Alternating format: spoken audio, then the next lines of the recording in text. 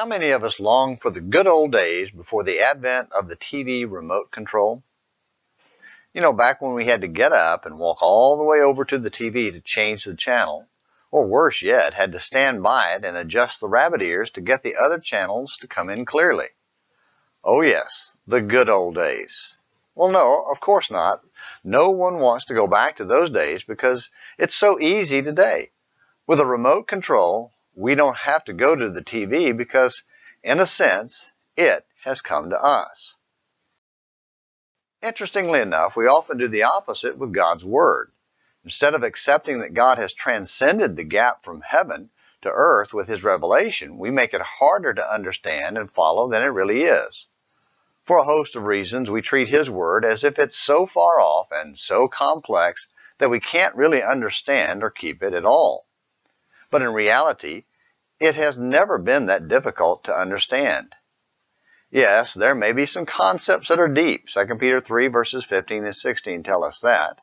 But overall, it is very simple and designed to be understood. Ephesians 3, 1 through 10. When God revealed His law for Moses, He made that point at the very end by stating the law is close by and easily understandable. For this commandment which I command you today is not too difficult for you, nor is it out of reach. It is not in heaven that you should say, who will go up to heaven for us to get it for us and make us hear it, that we may observe it? Nor is it beyond the sea that you should say, who will cross the sea for us to get it for us and make us hear it, that we may observe it?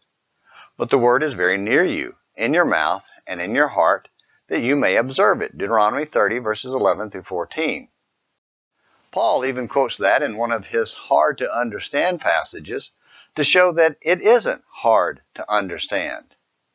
See, the problem with understanding God's Word isn't really an intellectual one. Rather, it's a moral or spiritual problem. We pretend we can't understand and refuse to submit to God because we want to follow our own spirit or live by our own moral code. Deuteronomy 30 verses 15 through 18.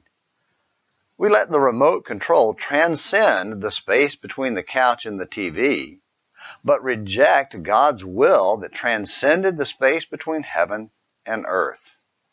Well, I guess that tells us which is more important. Hopefully, Morning Minutes in the Bible is important enough for you to return tomorrow. Until then, this is James McClenny hoping you have a great day.